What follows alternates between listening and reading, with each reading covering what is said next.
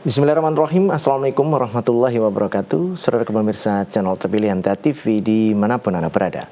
Puji syukur Alhamdulillah senantiasa kita panjatkan kehadirat Ilahi Rabbi Allah Subhanahu wa Ta'ala atas genap karunia nikmat dan juga rahmatnya untuk kita semua di perjumpaan awal aktivitas pagi hari ini. Kita jumpa kembali di program Wulan Fajar Hidayah. Dan Alhamdulillah sudah hadir Ustadz Sunarno yang nanti akan melanjutkan pelajaran sekaligus memberikan pencerahan untuk kita semua di kesempatan pagi ini. Assalamualaikum warahmatullahi wabarakatuh, Ustaz. Waalaikumsalam warahmatullahi wabarakatuh. Kabar baik dan sehat? Alhamdulillah sehat. Alhamdulillah baik. Dan pemirsa nanti bisa bergabung bersama kami di line telepon 02716793000, SMS ataupun di WA kami di 08112553.000. Kita akan simak pelajaran kita pagi ini. Silakan, Ustaz. Ya. Bismillahirrahmanirrahim. Assalamualaikum warahmatullahi wabarakatuh. Alhamdulillah wa syukurillah. Allahumma salli wa sallim ala Muhammadin wa barik ala Muhammadin wa ala alihi wa sahbihi wa man walah ma ba'd. Saudaraku pemirsa dan pendengar dimanapun berada, syukur alhamdulillah rabbil alamin.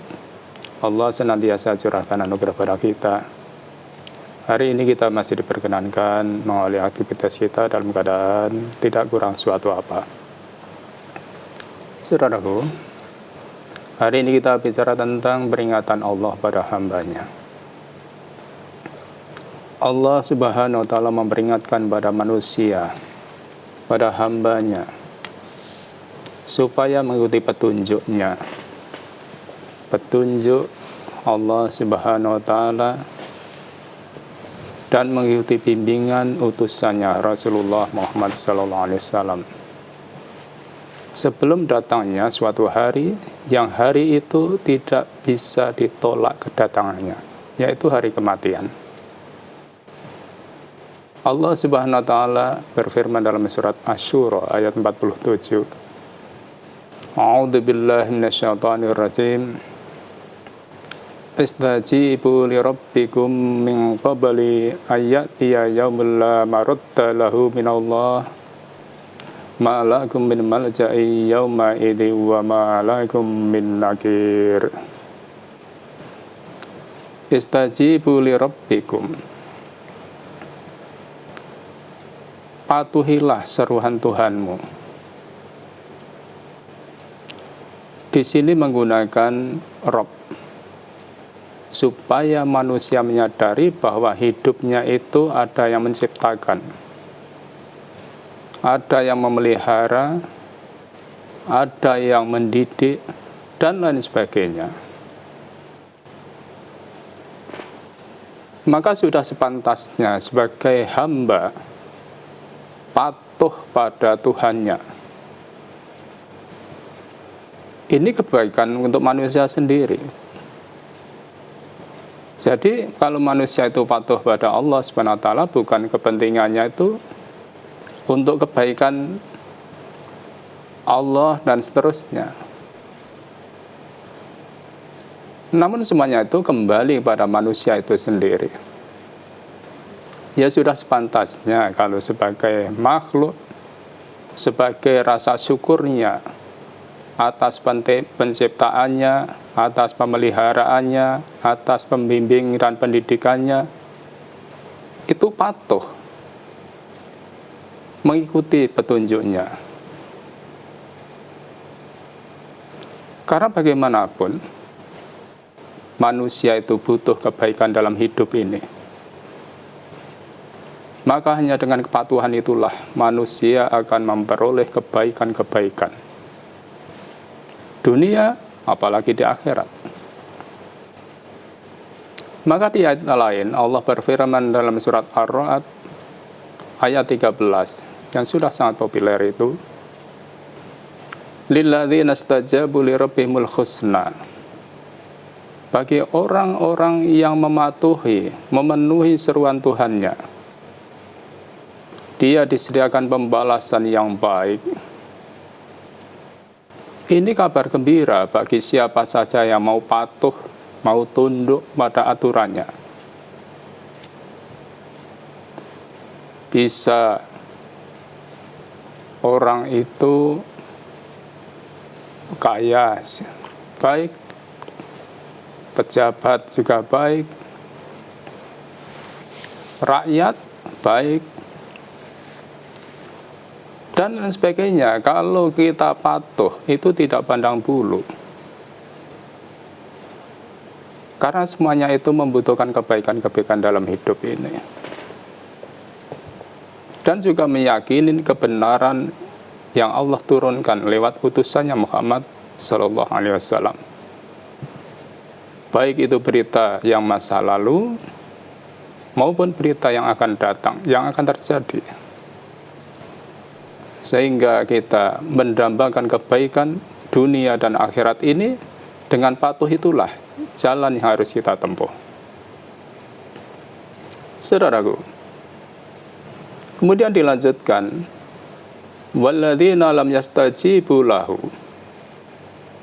Adapun orang-orang yang tidak patuh, tidak mau memenuhi seruan Tuhannya, maka orang itu kenapa tidak mau memenuhi? Ya karena berbagai macam. Ada yang karena merasa kaya, ada yang merasa karena jabatan tinggi, ada yang merasa karena menjadi orang terhormat, ada yang merasa lebih pandai, dan sebab-sebab lain. Sehingga menjadikan gengsi, sombong, takabur, tidak mau tunduk pada perintah Tuhannya, tidak mau mengikuti petunjuk dari Al-Quran dan As-Sunnah. Maka dari sini kita diberikan bimbingan, jangan sampai itu terjadi pada diri kita dan keluarga kita. Karena Allah lanjutkan, lau anna lahum ma fil ardi jami'an wa mislahu ma'ah. Seandainya orang yang tidak patuh itu mempunyai kekayaan sebanyak bumi langit dimiliki sendiri, dan ditambah seperti itu lagi, labtadu bihi, tentu dia akan menebus ketidakpatuhannya itu, ketidaktaatannya itu kelak nanti di hadapan Allah, yaitu di hari kiamat. Karena ternyata apa yang dimiliki di dunia tidak ada manfaatnya sama sekali. Sehingga menginginkan dengan ketidakpatuhannya sehingga menerima resiko azab, ingin menebus dirinya. Walaupun sebanyak bumi, langit dimiliki sendiri. Ditambah seperti itu lagi. Dan itu tentu tidak akan pernah terjadi nanti di hari kiamat, dan Allah tidak sudi untuk menerimanya. Saudaraku, ulaika lahum su'ul hisab. Orang itulah yang buruk perhitungannya. Wa ma'wahum jahannam wa bisal mihad. Tempat tinggalnya jahannam, dan itu seburuk-buruk tempat kembali. Saudaraku, kemudian Allah lanjutkan, min qabli ayatiya yaumul la marudda lahu min Allah. Sebelum datang dari Allah suatu hari, yang hari itu tidak bisa ditolak kedatangannya, yaitu hari kematian. Maka mumpung kita masih diberi kehidupan, kita masih diberi kekuatan, apalagi kita dikurniai kesehatan, mari kita gunakan dalam rangka syukur kita pada Allah Subhanahu wa Ta'ala untuk mematuhi apa yang diserukan oleh Allah dan Rasul-Nya, untuk mengikuti petunjuk-petunjuknya. Jangan sampai setelah nanti kita sudah dipanggil, tidak ada kesempatan lagi, baru menyesal kita. Maka kesempatan hidup ini yang masih ada pada kita, menurut kekuatan kita masing-masing, kondisi kita masing-masing, mari kita ikuti petunjuknya. Sehingga kita mudah-mudahan dengan mengikuti itulah kita selamat dunia dan akhirat. Kemudian malakum min malja'i yauma idzin. Karena pada hari itu kalau sudah datang tidak ada tempat berlindung. Mau kemana kita? Fa'aina tadhabun? Enggak bisa kita menghindar. Karena kita hidup ya seperti ini. Siang, malam, malam, siang, siang kerja, malam tidur. Ya cuman begitu itu. Mau kemana kita? Wa malakum min nakir. Dan kamu tidak bisa mengingkari dosa-dosamu karena ketidaktaatanmu pada Allah Subhanahu wa taala dan Rasul-Nya. Ini peringatan. Maka kita juga diingatkan, yaqulul insanu yauma idzin ainal mafar. Pada hari itu manusia berkata, kemana tempat lari? Enggak ada. Ya seperti inilah kita hidup. Enggak ada tempat lari. Hari ke hari kita ya seperti ini. Apa yang kita lakukan siang hari? Apa yang kita lakukan malam hari? Padahal maut itu bisa datang kapan saja. Kalla, sekali-kali tidak. La wazzara ila rabbik. Tidak ada tempat berlindung. Yauma aidzin mustaqor. Karena hanya pada Allah lah kita berlindung. Kita mohon pertolongan. Sehingga kita ini sadar atau tidak sadar, enggak ada tempat kecuali kita hanya kembali pada Allah Subhanahu wa taala. Saudaraku, maka dalam hadis Bukhari nomor 239 kita dibimbing oleh Rasulullah sallallahu alaihi wasallam. Anil Barra ibn Azib qala Rasulullah sallallahu alaihi wasallam, idza ataita madja'aka, apabila kamu mendatangi tempat tidurmu, wudu'aka lis-shalah, fatawadha wudu'aka lis-shalah, maka hendaklah kamu berwudu sebagaimana wudu untuk sholat. Sumaddaji ala siqaqi, kemudian kamu berbaring al-aiman pada lambung yang kiri. Maksudnya, lambung yang kanan. Jadi miring ke kanan. Summakul, kemudian kamu berdoalah. Allahumma aslamtu wajhi ilaika. Ya Allah, saya pasrahkan diriku kepadamu. Karena apalagi kita sedang tidur. Mau kemana kita? Kemudian fawawattu amri ilaika, aku serahkan urusanku kepadamu. Walja'tu dhahri ilaika, dan aku sandarkan punggungku padamu. Maksudnya apa? Kita hidup ini harus bersandar pada Allah, jangan pada yang lain. Rokbatan warahbatan ilaika, dengan rasa takut dan rasa senang. Takut kalau tidak dikabulkan, senang kalau itu dikabulkan. La malja'a wala manja, karena kita tidak ada tempat berlindung, tidak ada tempat untuk menyelamatkan diri. Minka illa ilaika, dari Allah, dari siksa Allah, kecuali hanya kita berlindung pada Allah Subhanahu wa taala. Allahumma amantu bi kitabika, ya Allah, saya beriman pada kitab suci-Mu, yaitu Al-Quran. Maka mari kita ikuti petunjuk-petunjuknya. Alladzi anzalta, yang telah Engkau turunkan pada utusan-Mu Muhammad sallallahu alaihi wasallam. Saudaraku, ini petunjuk-petunjuk dari Rasulullah sallallahu alaihi wasallam. Maka kemudian fa in mutta min lailatika, Kalau malam itu kamu ditakdirkan meninggal, dipanggil oleh Allah, fa anta 'alal fitrah, kamu dalam keadaan fitrah, dalam keadaan suci. Waj'al huna akhira ma takallamu bihi. Maka jadikanlah doa ini sebagai akhir kalimat yang kamu ucapkan ketika tidur. Itu petunjuk Rasulullah.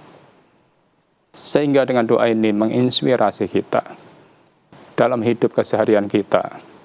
Tidak ada jalan lain kecuali kita hanya berlindung pada Allah dan mengikuti petunjuk-petunjuknya.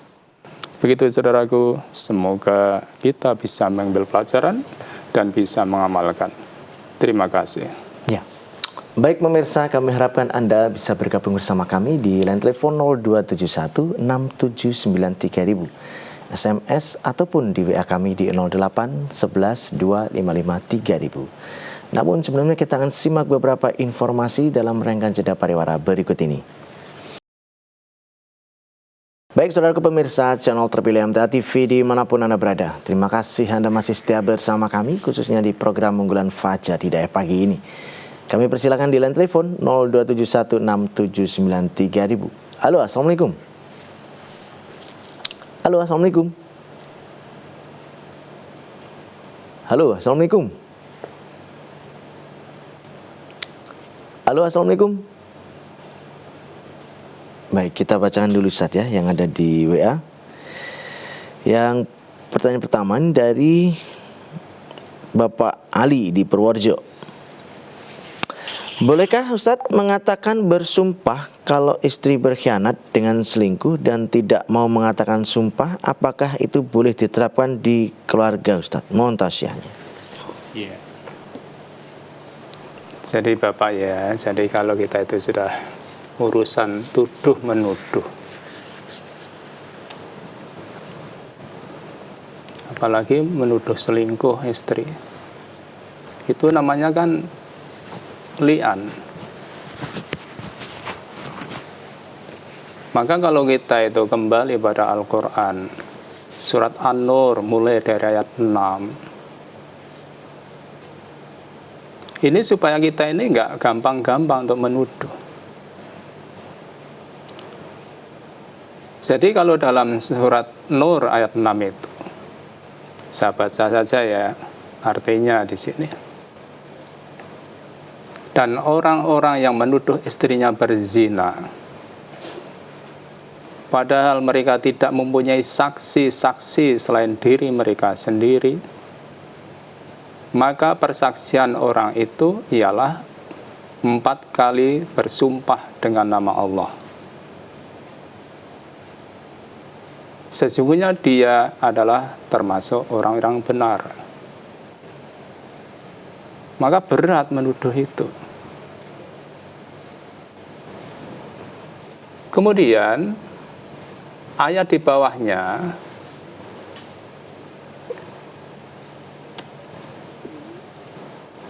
kemudian ayat 7-nya dan sumpah yang kelima. Ini berat ini. Bahwa laknat Allah atasnya jika dia termasuk orang-orang yang berdusta. Hati-hati urusan ini.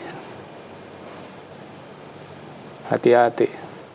Laknat Allah resikonya.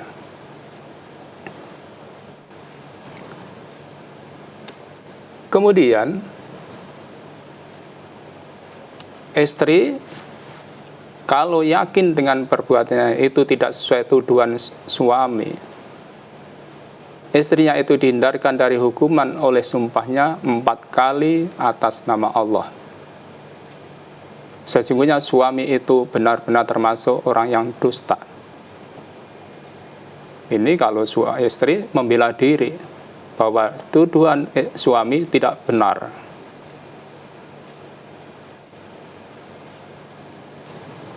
Kemudian dilanjutkan ayat 9-nya.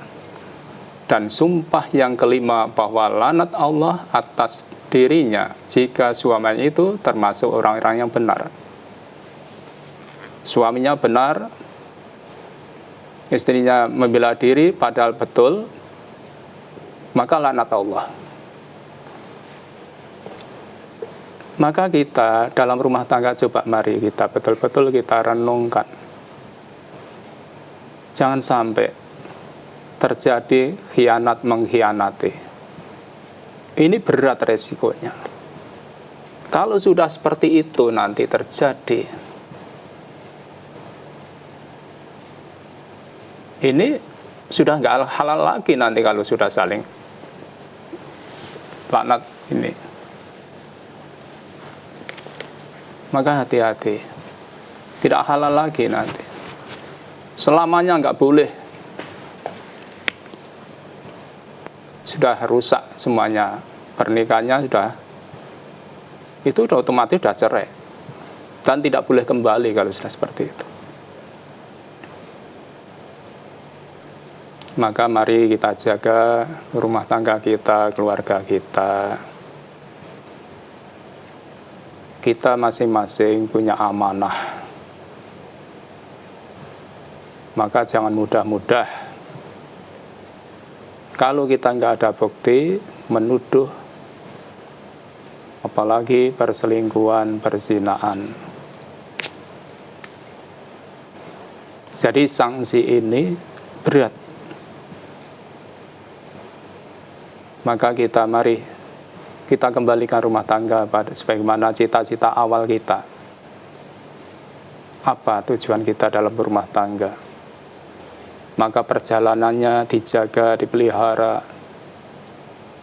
Suami menunaikan amanahnya sebagai suami, istri menunaikan amanah sebagai istri, sehingga masing-masing bisa dipercaya dalam mengarungi bahtera rumah tangga itu. Maka jangan mudah-mudah untuk menuduh kalau memang kita nggak punya saksi. Itu bisa dibaca diulang surat An-Nur dari ayat 6 tadi dan seterusnya. Supaya kita hati-hati. Begitulah saudaraku, semoga bisa dipahami. Ya. Baik, kita lanjutkan di line telepon kembali. Halo, Assalamualaikum. Halo. Halo, Assalamualaikum. Waalaikumsalam warahmatullahi wabarakatuh. Ya, dengan siapa di mana Bapak? Dari Pak Basuki di Pokotari Purbalingga. Silakan Pak Basuki. Assalamualaikum warahmatullahi wabarakatuh. Waalaikumsalam warahmatullahi wabarakatuh. Monggo Bapak. Mohon dijelaskan surat Fussilat ayat 20 dan 21. Itu yang bicara dengan kulit itu siapa, Pak? Mohon dijelaskan. Terima kasih. Wassalamualaikum warahmatullahi wabarakatuh. Waalaikumsalam warahmatullahi wabarakatuh. Ya. Surat Fussilat ya. Ya. Ayat 20 dan 21. Ya. Jadi Bapak ya, kalau membaca ini jangan dipotong di situ, dari atasnya Bapak. Jadi dari atasnya. Jadi dari ayat 19 itu, A'udzubillahi minasyaitonirrajim. Wa yawma yuhsyaru a'da'ullahi ilan nar fahum yuza'un. Dan ingatlah hari ketika musuh-musuh Allah digiring ke dalam neraka, lalu mereka dikumpulkan semuanya. Naudzubillah, kita jangan termasuk hamba yang jadi musuh Allah dan Rasulnya. Kemudian ayat 20-nya sehingga baru di situ. Hatta idza ma ja'uha syahida 'alaihim sam'uhum wa absaruhum wa juluduhum bima kanu ya'malun. Sehingga apabila mereka sampai ke neraka, pendengaran, penglihatan, dan kulit mereka menjadi saksi terhadap mereka tentang apa yang telah mereka kerjakan.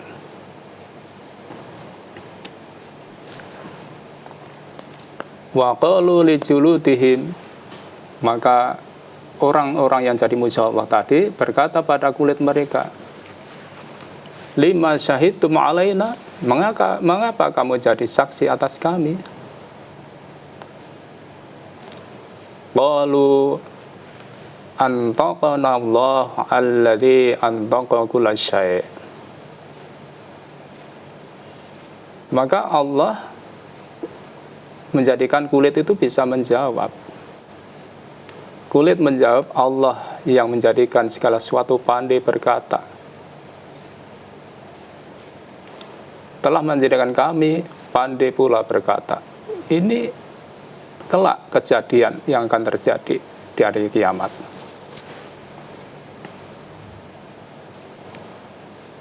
Maka kita harus yakin dengan ini. Tangan kita, mulut kita, kulit kita, dan semuanya. Bahkan tempat yang kita duduki, tanah yang kita injak untuk berjalan, itu semuanya akan jadi saksi.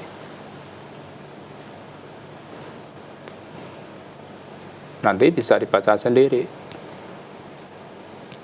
Itulah resiko orang yang menentang agama Allah. Adalah di dunia dia mau malang melintang, tidak mau taat, tidak mau tunduk patuh pada Allah dan Rasulnya. Kelak akan menerima akibatnya. Dan semua apa yang ada pada dirinya akan menjadi saksi.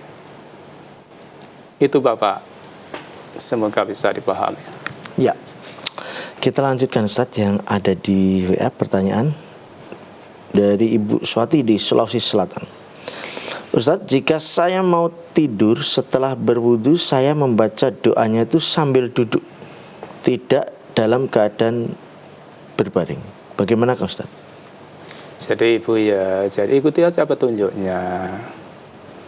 Kan petunjuknya kan Nabi bersabda, kalau kamu mau hendak tidur, supaya berwudu, sebaiknya wudunya untuk sholat. Kemudian menuju tempat tidur, berbaring dengan ke kanan, lambung kanan. Setelah itu baru berdoa, ikuti saja petunjuknya. Jadi dalam hadis itu, berbaring di lambung yang kanan, baru berdoa. Jadi itulah petunjuk Nabi. Begitu supaya bisa dipahami. Ya, baik, kita lanjutkan kembali di line telepon. Halo, assalamualaikum. Halo, assalamualaikum. Waalaikumsalam warahmatullahi wabarakatuh. Ya, dengan siapa? Di mana Ibu? Ibu Darti, Bandungan, Ustaz. Silakan Ibu Darti. Assalamualaikum warahmatullahi wabarakatuh, Ustaz. Waalaikumsalam warahmatullahi wabarakatuh. Agak keras sedikit Ibu. Keras, agak keras ya. Nggih.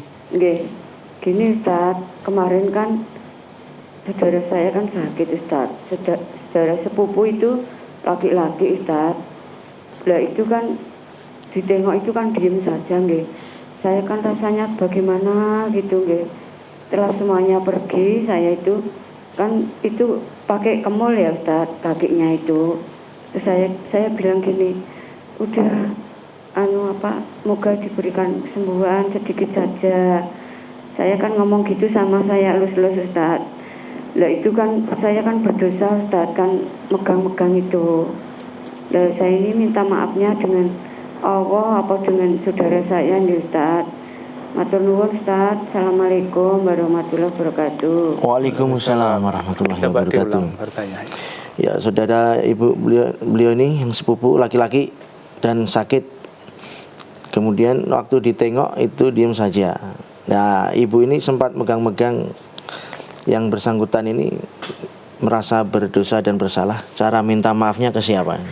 Ya, jadi Ibu istighfar saja. Jadi istighfar. Kan tidak harus pegang-pegang. Ya mohon ampunnya pada Allah. Tidak perlu pegang-pegang ya. Jadi kalau menengok ya ditengok. Mestinya kan ada yang mendampingi keluarganya. Kalau memang tidak ada ya nggak perlu kita pegang-pegang. Jadi kalau memang ada komunikasi mungkin ya, bisa bicara dengan isyarat ya. Ya dengan komunikasi itu saja, nggak usah pegang. Nah bagaimana caranya? Kita istighfar dan tidak akan terulang kembali. Begitu Ibu caranya. Terima kasih. Ya, masih ada kesempatan. Pertanyaan berikutnya Ustaz, ada ayat yang menyebutkan kalau kamu mengikuti kebanyakan orang maka kamu akan tersesat. Bagaimana kalau kebanyakan orang itu dari warga sendiri Ustaz? Apakah kita akan tersesat juga? Iya. Jadi kalau kalimat wa in tuti aksar man fil ardi yudilluka an sabilillah. Kalau kamu mengikuti kebanyakan manusia di muka bumi, kamu akan tersesat. Karena apa? Yang kebanyakan itu menyimpang dari petunjuk. Menyimpang dari petunjuk. Maka kalau yang banyak itu yang menyimpang dari petunjuk, jangan diikuti. Karena kalau diikuti tersesat. Masa warga keluarga kita sendiri, maka kalau itu ada kekeliruan, diluruskan. Itulah tugas kita, amar ma'ruf nahi mungkar. Jangan diikuti. Maka siapapun itu, kalau kita mengikuti kebanyakan apa yang dilakukan oleh manusia, ayat itu umum. Tentu ini kebanyakan di sini adalah kebanyakan yang menyimpang dari petunjuk Allah. Kenapa? Karena memang yang mengikuti petunjuk hanya sedikit. Maka kita walaupun sedikit jangan terkencang karena banyaknya orang yang melakukan sesuatu. Karena banyaknya itu tidak menjadi ukuran kebenaran. Ini yang harus kita pegang. Maka di mana saja kita hidup, walaupun sendiri, ikuti mari petunjuk Allah dan Rasulnya ini. Walaupun kebanyakan manusia tidak mau mengikutinya. Maka dengan inilah pentingnya akidah, teguh pendirian, kuat pendirian dalam menghadapi kehidupan. Sehingga kita tidak larut dengan apa yang kita lihat, di mana kita bergaul, sehingga kita tetap berpegang teguh pada petunjuk Allah dan Rasulnya. Begitu, semoga bisa dipahami. Ya. Satu lagi Ustaz, masih ada kesempatan dari Dedek Ngawi ya. Mau nasihatnya Ustaz. Bapak A tanggal 5 itu lembur kerja. Gaji 200.000, gajian masih tanggal 27-nya. Tapi tanggal 10 itu dijual sama B. Nah, A ini terima uang langsung 175.000, tapi tanggal 27 menerima uang lembur dari A tadi, yaitu 200.000. Jatuhnya itu riba atau tidak Ustaz? Karena sering jual lemburan tadi. Iya. Jadi maaf ya, model hidup yang ruwet seperti ini coba dihindari. Ini kan ruwet jadinya. Kenapa harus begitu? Jadi kita ini betul-betul, mari kita jaga diri, keluarga dari hal-hal yang paling tidak kan itu kita akhirnya kan bingung sendiri itu. Maka kalau memang tidak bisa lembur, ya sudah, biar yang lain yang lembur. Tidak model jual ini ke sana, harusnya 200, dijual 175. Kemudian dia nanti menerima tetap 200. Ini kan model yang ruwet. maka sebaiknya jangan dilakukan. Jangan dilakukan. Maka kalau seperti ini, kita akhirnya jadi bingung sendiri. Kita jadi bingung sendiri. Maka jalani saja. Kalau memang bisa lembur, ya itulah upahnya, 200.000. Kalau tidak bisa, ya biar yang lain. Biar yang lain. Itu demi selamatnya kita. Jelas, supaya halal, akhirnya kan kita jadi bingung dan ragu sendiri. Itu yang bisa kami aturkan. Semoga bisa dipahami. Terima kasih. Ya.